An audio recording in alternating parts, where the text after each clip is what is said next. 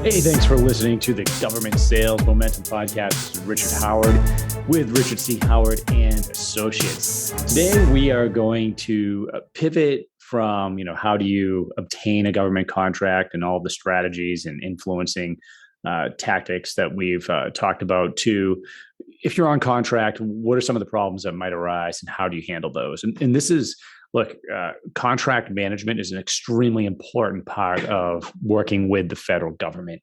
Understanding the FAR clauses that are involved, understanding what you're actually obligated to provide, and then providing that. Because if your government contract fails for some reason, that might be something that you never recover from. So all of this is very important. But today we're going to talk about something called termination for convenience. What do you do if the government terminates your contract with them, which they can do pretty much whenever they want, right? Are you left holding the bag? And I'm talking about this because one of our clients recently went through this. They were hired to do a project for the government. We won't get into exactly what that was, but look, whether you're providing IT services or you're doing research, or maybe you got hired to put a training class together, or even if more of a manual labor, whether it's mowing the lawns on a military base or something along those lines, the government can terminate those contracts basically at any point, and it's usually called termination for convenience. Now, let's say that you got hired to put maybe a training class together, and finally you get there, it's the day of, and the government says, hey, we're terminating the contract. What do we do? Now, this could be applied to just about anything that you're on contract with the government for. And what I want you to know is you are not left holding the bag. In fact, for our client and for yourself, you could probably obtain almost the entire price of the contract is the funding that the government owes you. And by the way, they're expecting some type of response on the government side. So we're going to walk through a little bit of what you should be thinking about as far as steps you can take after the government terminates a contract like this. So first thing is you're going to want to put an official response together.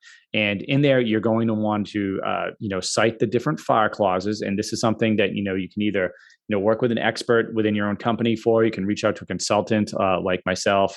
You can do some online research. But, under the FAR, the Federal Acquisition Regulation, there's going to be a termination for the government's convenience clause, 52.2124. And essentially what you're going to do, you'll cite that, you'll say, hey, look, this was our total contract value. This is what we're hired to do. But you're now thinking about all of the work that you put into, and again, I'm using a training class as an example, but all of the work that you put into it up until the point where you're delivering the goods, teaching the class, cutting the lawn, providing the cybersecurity support. Did you put a program plan together? Of course you did, right? You put a plan together on how you're going to execute the government strategy, and you can charge for that. Did you hire people that had to show up? Were you training them before showing up?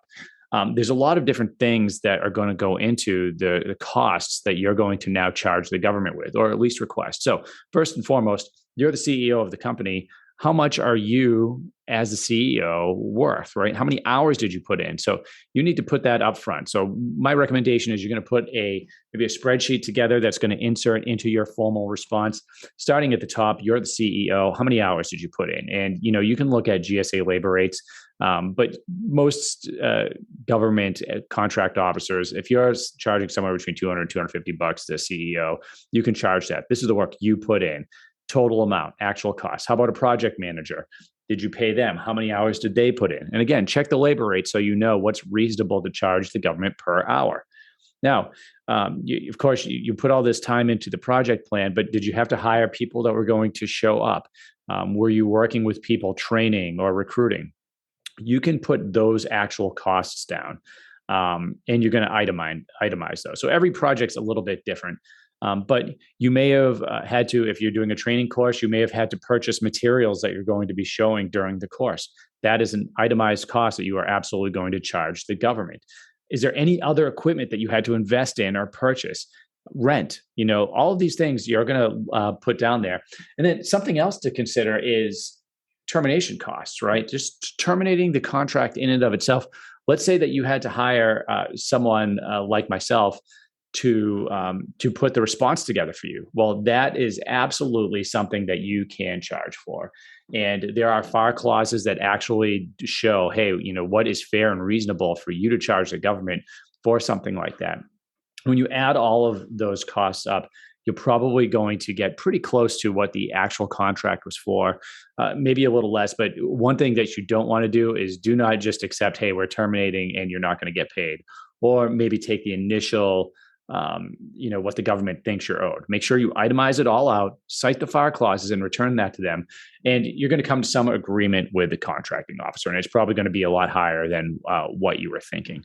So again, that's a little bit about termination for convenience. Hope that helps. If you have any questions about termination for convenience, government contracts, labor rates, anything like that, feel free to reach out to us at richardchoward.com. Look forward to the call and take care.